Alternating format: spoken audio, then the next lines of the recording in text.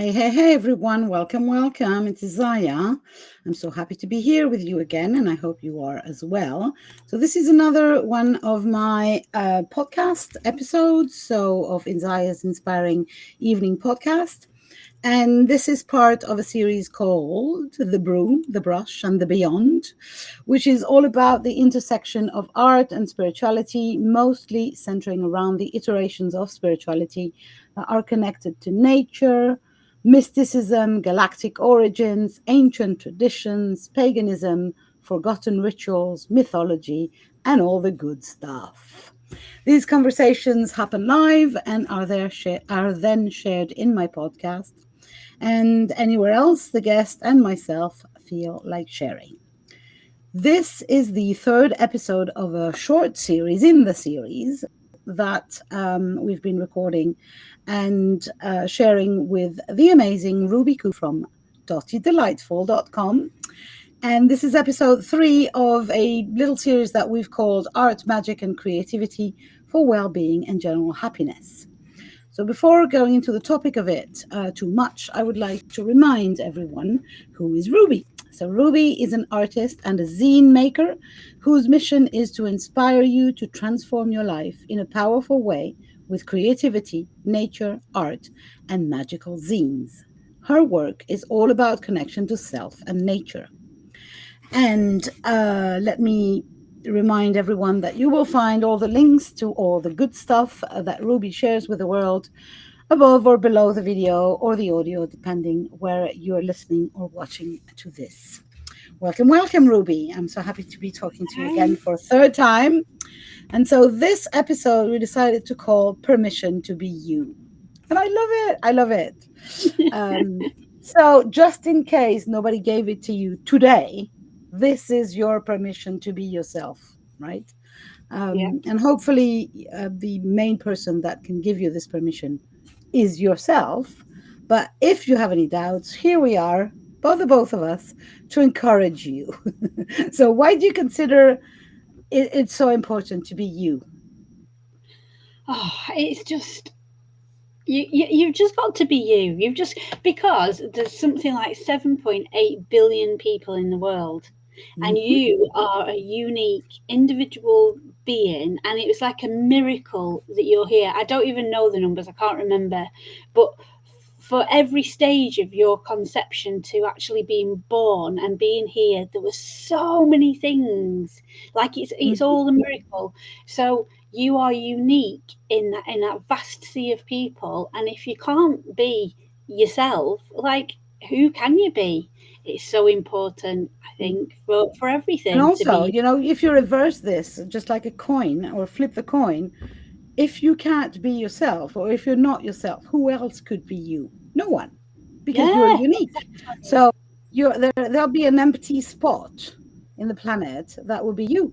Because if you leave the building and go and trying to be someone else, it works both ways. There's an empty spot, and this spot is never going to be filled, and that is so tragic because you're It amazing. is. Yeah, yeah, that's so true, isn't it? And you've been brought on the earth, put on the earth, however you imagine that you got here, to fulfill something, some part of you to bring into the world. I love that, Isaiah. That if you're not you, who there's like it's missing. I love that.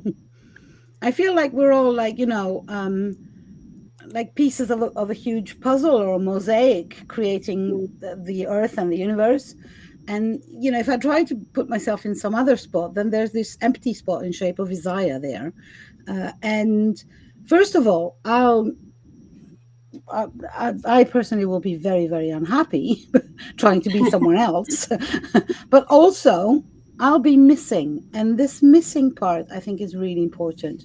Um, because, if we're talking about general happiness, I believe, and I'm guessing we agree on that one, that you cannot be happy pretending to be someone that you're not.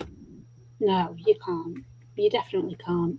Trying to fit in with other people's standards of who you should be, you're never going to be happy. You're always going to be searching for something. And sadly, I think you end up searching for the wrong things like drinking and, you know, maybe taking drugs or trying to escape your own reality because it doesn't feel comfortable for you. You're always trying to escape. And actually, when you fully can step into who you are, just like when we were children, we know, you know, that's who we are until you get to 7 and over, and then you start changing. But if you are fully that and you fully embrace that, you don't have to have a life to escape from. Exactly. You don't need an escape mechanism if you don't want to escape your life, right? And the Yeah, easiest, less tiring way is to just be yourself and embrace the perfection of you, whatever this you is. definitely. So I love that you reference children, and I know that you do that a lot. Um, and I'm going to be very honest. The first time I met you, or we met online, I was like, why is she always mentioning being a kid? And it took me a while to remember. And there's a bit that I think this is the biggest invitation is if you don't know who you are, which, you know, because permission to be you, first question that comes is, okay, but who the fuck am I? You know? Yeah. And we are, for me, I've been in this long bout of motherhood for 27 years now, 28 years. And I realize now that this is ending for various reasons. My sons are now, you know, off and about. Um, I have again this question of who am I? Mm, And the answer is, for me, is indeed going back to the kid I was. yeah, I get that completely. I think we're so many things, aren't we? And then motherhood's a massive one. And when Yeah. it's never over, is it? Mine are all older as well. It's never older. They always come back or you know, need you. But that intense nurturing that you've got to do is Mm-hmm. finished. And then yeah. And I remember how much my mum had put into being a mother. And when we were grown up, it's like she had nothing left. So I Mm-hmm. remember thinking when my kids were little, I am a mum, but I'm also me. And Mm-hmm. I didn't put everything into just looking after them. I always kept other stuff, you know, for me, because I didn't want that to happen. I didn't want them to move out and then be like, oh, I've got, you know, no Mm-hmm. identity at all. Mm-hmm. Um, yeah, I think that's Yeah. good. So obviously, if you're still in the motherhood phase, the invitation is to be you right now and do as much of what calls your heart right now. But also, you know, if you are older than and or you've not been through motherhood, or you know, and you still face this, who am I? Really, although it might seem so simple, go back to the child you were. What did you like doing? Um, for me, I remember that one of the first things I loved to do was writing. I loved to write little stories. I made up little stories for my dolls and then had them act them up like theater play. But the writing was always there. And then I stopped because, you know, you're not a writer, right? There, you Mm, know, this isn't, first of all, there's proper writers and you know you're just playing with it. So and then other people in my close family and so on decided to become writers, and I thought, okay, so I'll kind of retreat myself so that they can shine. So whatever, I'm just, you know, giving you some examples. Obviously that the only thing that we can do is talk about ourselves, because yeah. if we're discussing permission to be ourselves, but so my examples are just mine, obviously. But the invitation is really dig deep to what you loved when you were a kid, and see how it comes, how it resonates today, whether it's still true or not, or whether it's halfway through, or whether you've suppressed that, or Yeah. um, There's a lovely bit of remembering, like reawakening and remembering what you used to do, and then figuring out how can you incorporate that into now. Because some things, like playing tea parties with dollies and stuff like that, I mean, you might want to do that. That's pretty cool. But you might be like, oh, I couldn't do that now as a grown up. So what could you do instead that emanates that? Could you have friends over for a tea party? Mm-hmm. Yeah, I just love it. And I always think there's like probably around three main points of what shaped you as a child and what you Mm-hmm. really loved. And Yeah. being able to tap into that as a grown up is just magical. Yeah. Yeah, I think and it's really a permission to go back to that without judging it as too Mm, childish or too out there, you know. yeah. One of the things for me, and obviously we're going to be sharing weird stuff because I'm a weirdo and I'm fine with that. One of the things is I was absolutely convinced, like fully convinced, that I could fly. If I danced hard enough, I would then fly. That was my plan. So I danced like a crazy woman or like a crazy child. It so happens that 35 or 40 years later, I became a dance instructor. I love that. It's kind of, I gave myself permission to dance for a living, literally. So, I did that for a while. Then, I changed and I'm still a dancer at heart, but, and I'm still a complete crazy person when musical theater is concerned. I would go to the shows and watch the shows and listen to the music, sing out loud, the whole thing. And I think that this part of me is still this little girl who dreamt of dancing with Gene Kelly in Singing in the Rain. That was just Oh like, yeah. I was 100% persuaded absolutely convinced when I was 7 that I would grow up to dance with Gene Kelly. I think he was already dead, by the way, but it Uh, doesn't matter. For me, it was literally sing, dance, write, and obviously we're going to be talking about that creativity. yeah. That was the fundamentals. I always had, my mother used to laugh at me because I always had dirty hands from trying to create paints with everything from mud to banana. I remember trying to create, because the yellow is really Yeah. beautiful. It doesn't work. Let No. me tell you, it doesn't work. It goes a weird brown colour.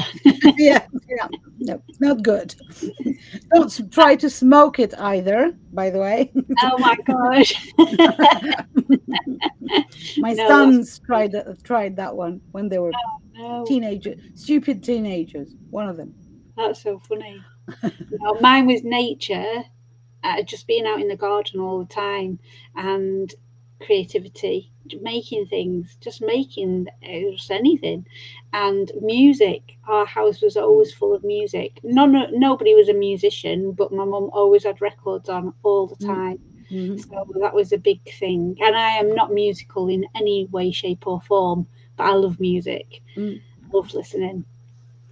Yeah, I love music too. I'm a singer. I've been singing all my life, and that is, I have some footage. My grandfather I was his first grandchild, and he was really crazy about me, and he was into Super 8 little camera movies, before Oh, VHS and everything. So I have a few very short, obviously, because it was very, very expensive.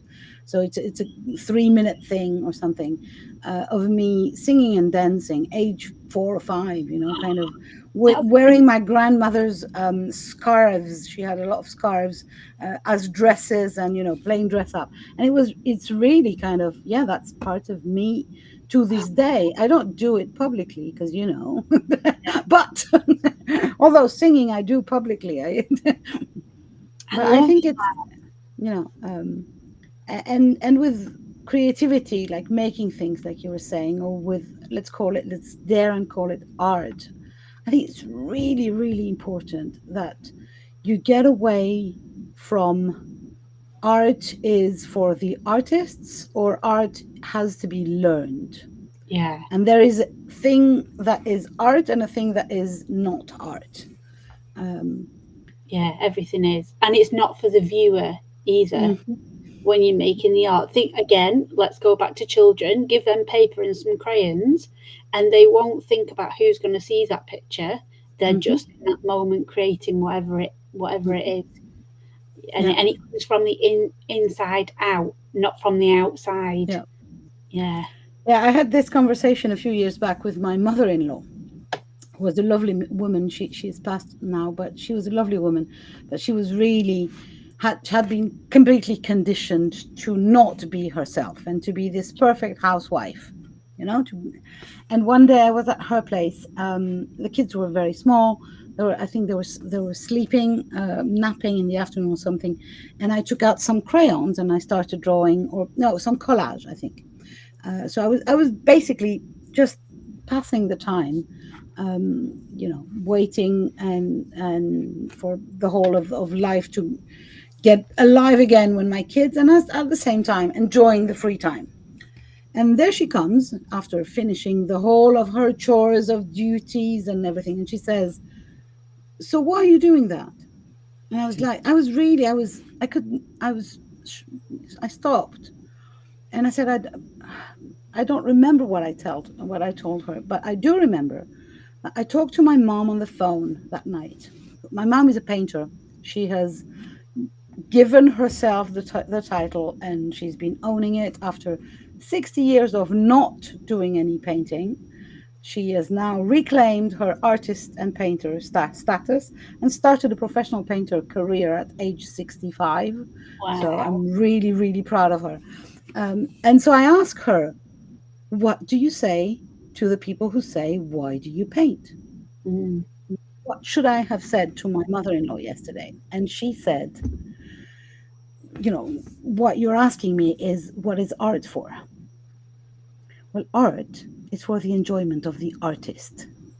And fuck the rest of the world, So basically, and I love that. It's been, really very kind of infusing everything I do. Do I enjoy myself? Do you enjoy yourself when you're creative? Yes, keep going. No, change, do something different. Yeah. That's so good. Your mum's wise, isn't she? I think she is. Yeah, that's amazing.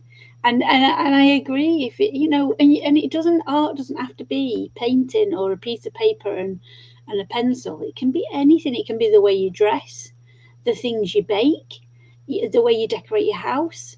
It can be anything. I mean, a stack of rocks in nature, Yeah, or, yeah, land art is amazing. yeah. It's really amazing. Or, it can be the way you sing, the way you organize your cupboards Yeah, by color, for instance. yeah. That's creativity. Um, And I think a lot of people get stuck when they're younger, when a teacher maybe or a parent has said, that's not very good, or mm. they'll say something and then that stays with them, and then there's a fear that comes then from making something because it's not good. But that's not why you create. It doesn't matter if it's not good or it is good, or there's none of that, is there? It is just that. We're not talking about being you means becoming a professional artist. Yeah. That's not what we're talking about. No. There's, obviously there's some criteria to earn a lot of money with your paintings, and and that's perfect for someone who wants to do that. Now, if you are just using creativity for self-expression, for self-development, for the joy of the process of it, you don't have to obey any criteria. You No. can paint with your fingers and with Crayola, or you can paint with very posh oil paintings and create things that everybody else might dislike completely, and it doesn't matter. No, not at all. I found that when I did my fine art degree when I was 43. Um, and I really struggled because I'd had a life of being creative and with no rules and nobody to tell me anything. And then when I went to do the art degree, I found actually it was all really narrow minded and judged on how good something would look in a gallery. Mm-hmm. And I was just like, whoa, this is not me. It actually stopped me from creating for quite a while. Mm-hmm. So Yeah. it didn't do what it was meant to be doing. Mm. And I think just because I don't feel any different because I've got a degree, it doesn't make me feel, and I don't create any differently either. In fact, Mm-hmm.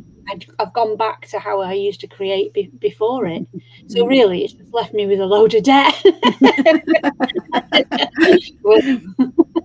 I think, if for me, part of my creativity and my self-expression is writing. Um, but if you write your journal, you wouldn't dream of comparing it to a novel, right? To a published novel. You No, write for yourself. Or it's the same with paints and with cooking and with whatever creativity. So please, please, please give yourself permission to do whatever you fancy, whatever makes you feel good in the moment of doing it. definitely. And Um, also be brave enough that if there's a class that comes up in your area and it's something you've never done before, be brave enough to go and just try. Just yeah. try and see it as an experiment and a play. It's just playing. It's not for anything it's specific, just to get the enjoyment out of actually doing something. Go and do that. Be brave. Yeah, I think if we are talking about, how to be myself, the best way is to investigate, because very often we don't know. We forget our kids' desires and our kids' truth, let's put it this way. And then we get into social ideas of what a woman should be, or what a 30-year-old would be, or what a mother should be, what a wife should be, even if you're outside of these very ancient structures. I mean, even if you're, for instance, a lesbian, I'm sure there's how a lesbian should be. There's a should be for pretty much everything. And so one good way is, just like you mentioned, should be to just experiment, go and try things. So it's an art class, yeah, it's a cooking class, go and try it. If you've always, you've been tempted to, even if you don't know really if you're going to enjoy it really, or if you're going to be any good, doesn't matter. um, Go and give it a try. I mentioned the dancing thing. I danced a little when I was at uni, um, like with taking lessons and everything, ballroom dancing. Uh, Wow. and then when I was 45, um, I met this woman in the weirdest environments that I'm not going to disclose here, because it's her life. And she was a ballroom dancer, and she said, "Do you want to come? I'm taking these classes." And I thought, "Hey, that was fun. That was fun 20 years ago. Let me see if I can do that." And I ended up not only taking the classes, but meeting a whole bunch of fun people, going to parties, to dance parties, literally overnighting dancing the whole day, and then getting my degree, or small degree, diploma, let's put it this way, as an salsa instructor, because I loved it. um, but it was, at the beginning it was just a tiny thing. But I was so obsessed with that at some point in my life that it took me only 3 years to go from I've never done salsa in my life to I'm a salsa instructor. That's um, brilliant. and I think anyone can do that. I think I'm nothing special. I just listened to the call and followed, and then dared to go there. I have another Definitely. anecdote that is, for me, is the best permission that I gave myself. So at some point in my life, I was not in a good place. Let's put it this way, and I went to therapy. When I was going towards the end of this bout of therapy, and I came out of this literally not knowing who I wanted to be after that. Mm. And one thing I did is I went to the local charity shops and I bought clothes, like heaps of them, literally heaps of them, in every style that I could find. So things that I'd never worn before, like leopard skin pants, you know, or very old fashioned little blouses. And I thought, if I don't know who I am, let me see who the new me is. What is she going to wear?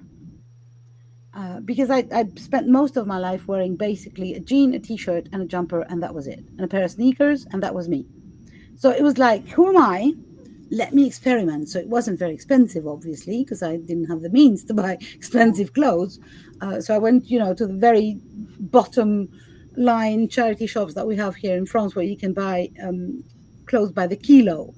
So it's like €1 per kilo. So you can, and then when the ones that I was not happy with, when I brought them back home and I saw that when I wore them, I didn't feel happy, and I just gave them back. But it took me a year of trying things that I've never tried before, because it was like, oh no, you can't wear a fluffy skirt because you're overweight. So, overweight people don't wear fluffy skirts. Yeah. And I went past that. So I really experimented. So I think, yeah, if you're in this pickle of, okay, I've got this permission now to be me, but who the fuck am I? Go and experiment. Find ways. So it might be with clothes, or it might be with anything, but it was so much fun. To I bet I it felt, was. it was like, okay, is the new me a skin leopard person? Is the new me a big dress, big That was flowery dress amazing. person? And it took me a while. I'm not sure I'm finished, but anyway. I don't think so, because I think you evolve and change, don't you, over the years. I've got a funny story. So I used to be a jeans and t-shirt girl, and I used to wear like heavy metal type clothes. So you can imagine the fishnet tights, the big black boots, and all that kind of stuff.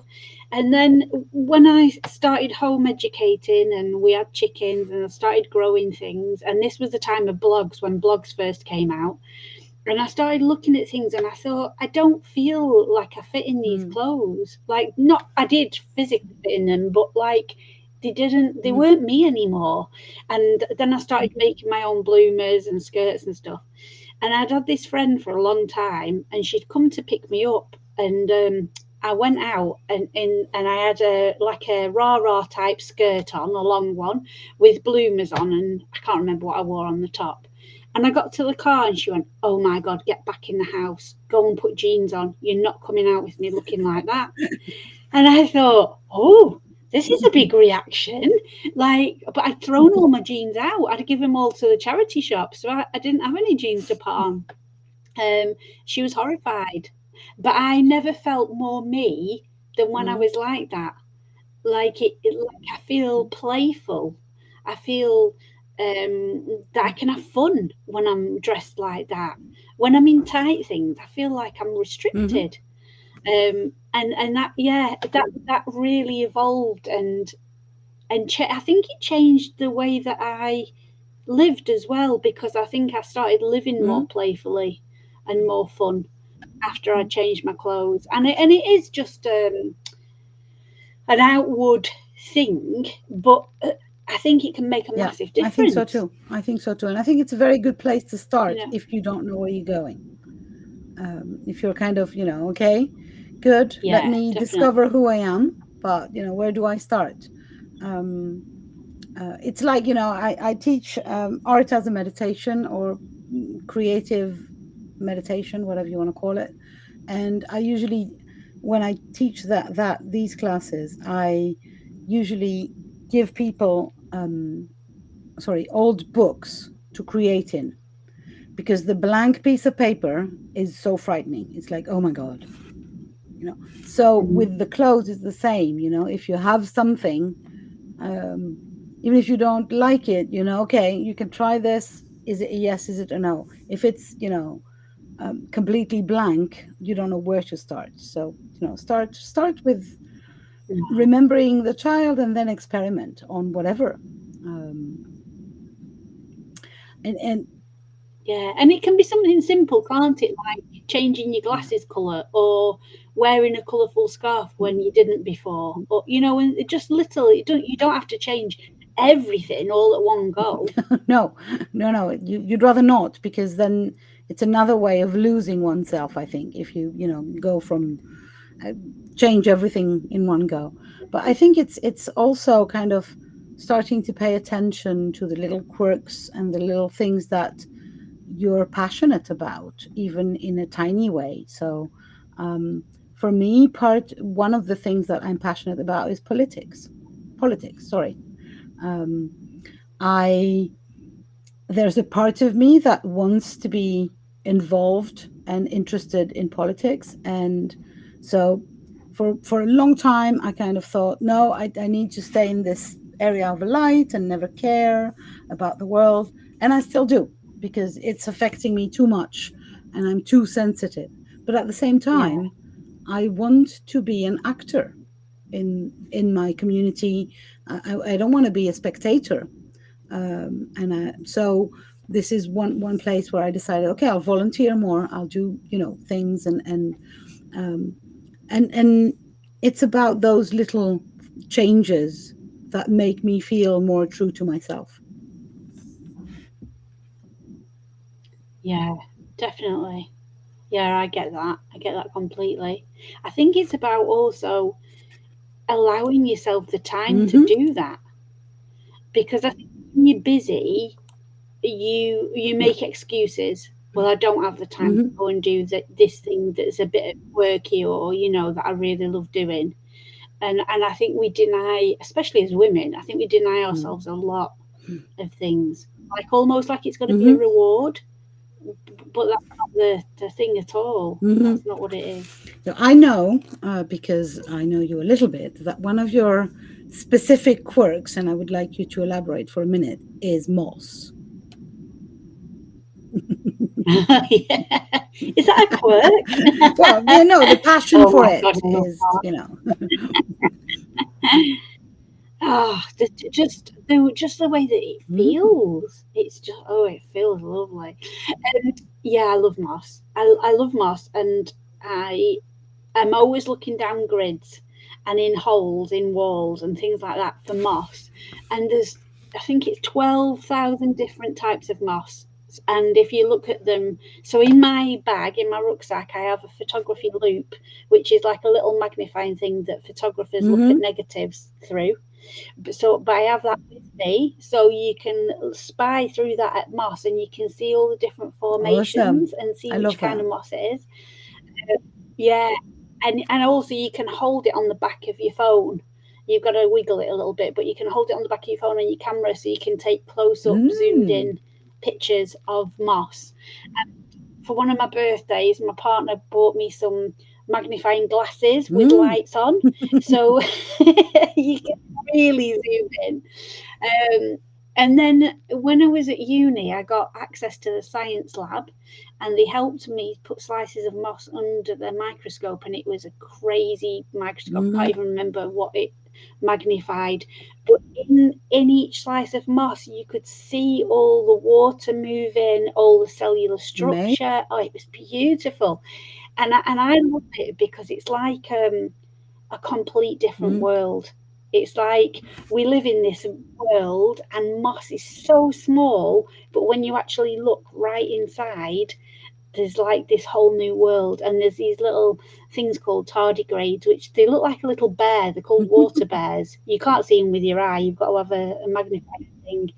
And they swim in the water in between the moss.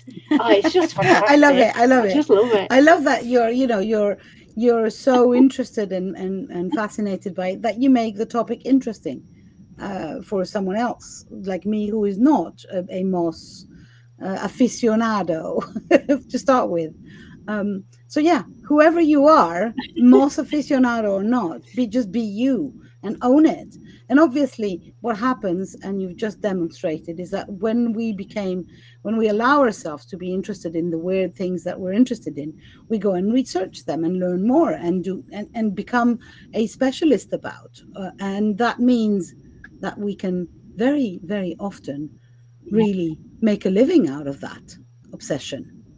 So, yeah, I encourage you to be yeah, you, that's true. because it will also mean that you can be more you every day, even at work, which is amazing. Yeah, exactly. Yeah, and like I've built my business around the stuff that I loved as a kid: nature, creativity, not music, but nature and creativity and Mhm. magical things that light me up. That did when I was a kid and that do now. And so it is Yeah, possible. It of is course it's possible to possible. do that. And I think the more you notice, yeah, the more you notice the things that actually light you up and that make you authentically you, it's like a Yeah, snowball effect. You start yeah, noticing I more and agree. more. I agree that when I gave myself permission to do this thing, and for instance, one of mine is I love folding paper. I'm a paper folder person, but I hate origami. It's not a Japanese obsession. It's just so for years I Right. did book sculpture. So sculpting in books with folding papers, um, and I love doing that. And I actually sold a lot of pieces, and I had a kind of a good running business with that because I'm a folding person. But when you start a conversation like I like folding things, people look at you like, okay, you're weird. It's like the she loves moss, I love folding. All right then, sure. Uh, and I think I love it's give that. yourself permission to go and investigate those weird things that you might like and that seem like not much at first, like folding paper or like looking at moss, and then what happens Yeah. after. I would like.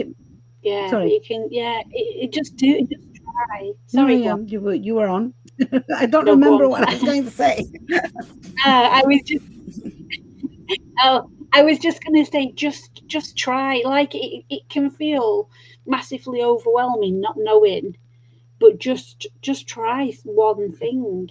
I really love bedtime stories, and I'll be open and honest with that. I really love bedtime stories. I love kids books. I've always loved kids books. So often I'll read a bedtime story, and I don't mean like a novel. I mean like a picture book, a kid's picture book. And I was in the charity shop a few weeks ago, and there was this book, and it was Finding Cats and Dogs, and it said on the back it was like age 5 or something, but it was brilliant. The illustrations and it was so cute, and Tom and I spent a good hour going through this book that was for 5-year-olds to find different things of cats and dogs. So one was like find a stripy Hmm. scarf or find this, and I loved it for the playful Hmm. element of it because it was fun to do. It was something completely, but I also have kept it because of the illustrations will inspire me Hmm. for Of course. artwork as well. So it doesn't have to be a one just because I like bedtime stories. That's also influencing my Hmm. other creative practice. So it's like a spider Yeah. web of different things. So when you find one thing, it Hmm. leads you to more and Yeah. more and more. I think, like you said, it's when we start giving ourselves permission to investigate our passions and the little things that interests us, then it snowballs, and also it goes into, oh, I love folding books. Okay, so I'm going to start collecting books that I can fold. Then oh, some of these books are really beautiful. Let me grab some of the pages and do some art with the pages. So it's kind of and it creates a whole universe or a galaxy of who I am basically and what I like doing. And it's really interesting, I think, because we're both artists and we're both creatives, and I know that we have a lot of fun talking together, and we have a lot of common points, and yet we're so freaking different. I mean, there's no way in hell that you would ever Yeah, paint something that I could paint, and the reverse as well, because we are unique. So are you, who is listening, and that's the magic of it. um, Now, to go towards an ending, I yeah, would like for us to go into this be authentic thing that I've heard so much in my life. I've heard so much the oh, but you're so authentic, Isaiah. And my answer to that, so I'm gonna see what you think mm, about that, is who else could I be but me? Like, it would be so exhausting trying all the time to be someone else, you know. And I think that yeah, part it really, of why women mostly are exhausted all the time is because they are trying to not be themselves. So, actually, rather than just yeah, inviting people to be themselves and find their truth, is about stop trying to be someone else. definitely. Yeah, definitely. And I want to add to that. If you read magazines that are like women's magazines, Mm-hmm. you know, the glossy ones, throw Yeah. them in, Yeah. put them in the bin, because they're not doing you any favors. They're telling you how you Mm. should be, very subtly, but they are. They're telling you how you should be, and you don't. You That's not you. Get Mm. them. Get rid of them. I agree. Yeah, I feel that. I think it's a very, there's a confidence thing as well, I think, that comes with this. If you are low in confidence, you don't quite Mm-hmm. know how to be your authentic self, because it could be, it's quite a, I suppose, a nerve-wracking thing trying to be yourself, especially if you live within a family that doesn't actually Mm-hmm. accept you as your authentic self. So that's the other point as well. Move away from people who don't accept you Yeah. as your authentic self, and Because then the what thing you is, do, you if create you've that. been, sorry to interrupt, but if I've been pretending for a long time to be somebody else, when I kind of awake and decide to be my true self more and more, people around will be surprised. Some of them will not be Yeah, happy because they preferred the other person that didn't exist, but they still preferred her. So it's like, yeah, yeah, give yourself permission to lose some people, or to explain very nicely. I had to explain to my husband at some point that, yeah, I know when we met, I didn't have do and be that, was not that person, but I've evolved, and I'm giving myself permission to open up to this evolution. You're welcome to do the same. We'll see if we stay together or if we don't. We actually ended up staying together, but it was a difficult moment to own it. yeah. But it's going to happen. And I lost some friends. I did, you know, Me and I too. think it's okay. We'll Yeah, find new friends. Hey, I didn't know you. yeah, yeah. This is the thing. I think and it's a horrible feeling, that, especially when you've been friends with somebody for a long time, but and then they move away because it makes them feel uncomfortable, and then you're kind of like, oh, I've got no friends. But actually what happens is you open up that energy to for new friends that align with Mhm. you to come in. So actually it's really good. It is But really really, good. it's Yeah, so exhausting to not be yourself. Actually, you can't afford it. yeah. This No, is no. what I Yeah, believe very strongly, that not being your authentic self as much as possible is what makes us sick. That's yeah, what drives us to addiction, to distraction, as you were saying, or escapism. That's what makes our bodies kind of angry at us, which is part of being having diseases. Um, it's like, because we're denying this person existence. yeah. Hmm. You're Yeah. fighting against it all the time, aren't you? And that's going to cause that disease in your body, and illness Mm-hmm. and mental Yeah. health Oh, yeah. problems as well. Mm. Yeah, massive mental health problems. And I mean, at the minute, we're in a time where there's more acceptance. There's more acceptance to be Yeah. who you are. Yeah. Do you know what I mean? We're at the greatest moment in Absolutely. time Yeah. for, Absolutely. so this is I can go on time. online like right now and say I'm a witch, and there's a good chance that I will not get burnt at the stake for that, which is kind of Yeah, amazing considering the centuries where I couldn't even say it out loud in my own village if I was there. So yeah, it's yeah, there might be some difficulty and there might be some loss, but in the not even, I was going to say in the end, but no, even in the process, there is so much joy yeah, in just relaxing into who we are, um, and also yeah, investigating. It's fun, the experiment on, do I like this? So I told you about dancing. When I started ballroom dancing again at age 45, I think, um, I took waltz lessons, rock and roll or jive lessons, tango, and salsa, and I hated the waltz completely. So I dropped it very fast. It was like, nope, this is not me. So it was so interesting to kind of listen to what my body liked doing, and where it was having fun and where it was not. Um, so yeah, I think it's about Oh, enjoying the discovery of you, and it might, yeah, it will definitely. last a lifetime, as you were saying, because we evolve on top of that. Yeah, and there's so many things to experiment and find out Mm. and try. I really, really want to be good at clay. I really want to. I'm not. I'm awful. I've been to lessons. I've been trying. I'm just terrible with it. And at some point, I went. Do you know what? That's Mm. just not for me. Like it just isn't. I've got a violin as Ooh. well to the violin because of my son had one, and I liked the feeling that it gave, Mhm. when you play it.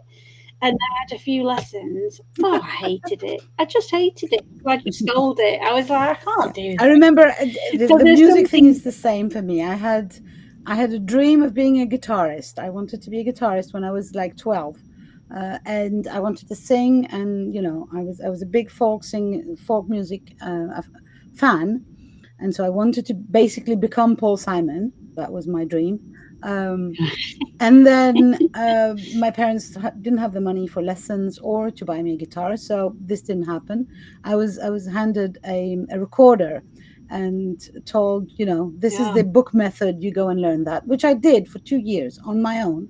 But I hated it because you couldn't sing, right? Obviously. yeah, of So when course. very much later, when my kids were already born, etc., etc., I bought myself a guitar and I took some lessons, and I was so bad at it. I did not find enjoyment at any point. It's like, yeah, I tried, and they tell you that for exercise, you have to go past the point where it's painful, and then it becomes enjoyable.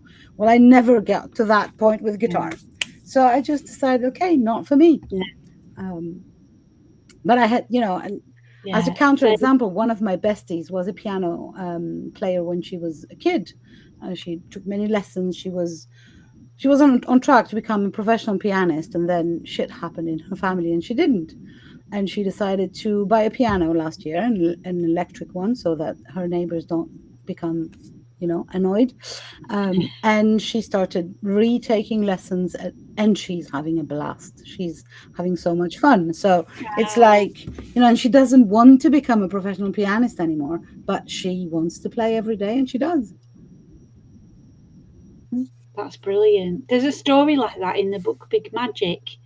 Have you read it by Elizabeth No. Gilbert?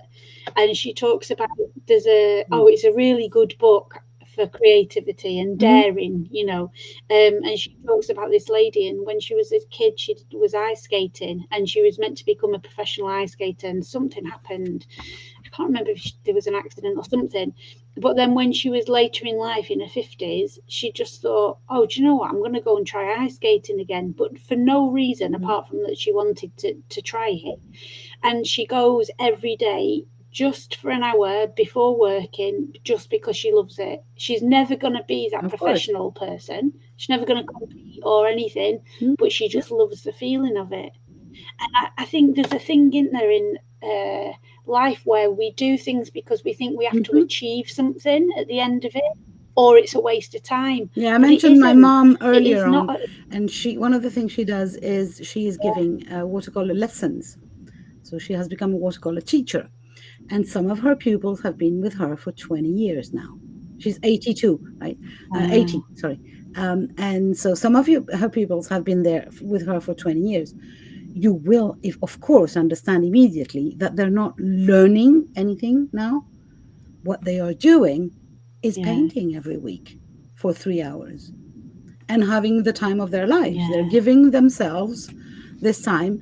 And when COVID hit and they couldn't come to the painting lessons, my mom is not a very big computer person, so she did no online work. She did send them a few pictures for them to paint, but she didn't do a proper online class. None of the women painted because they were not in this oh, group, in this classroom. So it's not about learning or becoming better at something, it's just about doing it.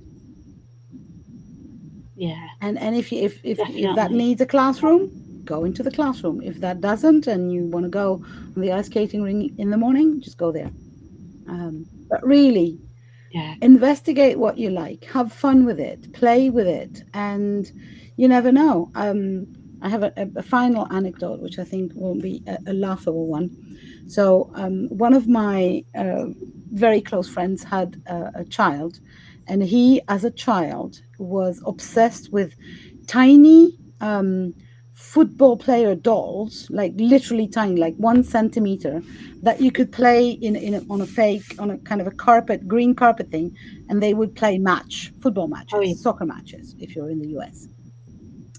What he did was not play with those. He would, of course, play with those and create a fake match, football match, but he would do the commentary. Like, and then he touches the ball and then go. You know what he does now? Well, he's a football commentator. He's not. Is he? Is he? Oh my So God, that's yeah, amazing. uh, go back to what you liked That's doing as so a child.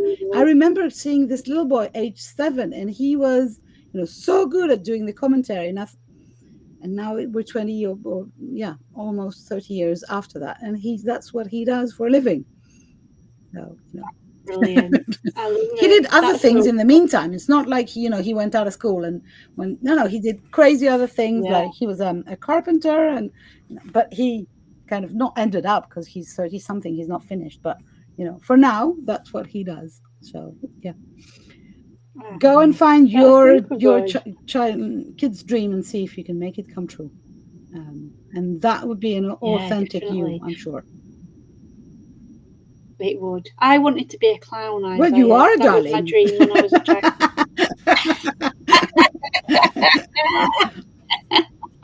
What is a Yeah, I love clown? A clown is that. somebody who makes other people laugh and joyous. And you are Oh, making people yeah. joyous, aren't you? Yeah. I'd never even thought of that. Oh, that makes me quite emotional. Now, Oh, if you I want a love Ren nose, I can send you one. that. Okay, well, thank you so much. Lovely. This has been amazing talking to you for these 3 episodes. If you, dear listener, have not listened to episode 1 or 2, go and fetch those two. You'll find them just before this one on my podcast. And yeah, maybe we'll do another series at some point. Who knows? But it's always so fun talking to you, Ruby. Thank you very, very much. And one final time, let's give our listeners permission to be themselves. Definitely. Do Yeah, it. and Just do enjoy it. it. Trust And it and do enjoy it. it. It's going to be so good for Thank you yourself. so much. Thank you so much for listening to us. Talk to you very soon. Bye for now. Thanks again, Ruby. Bye.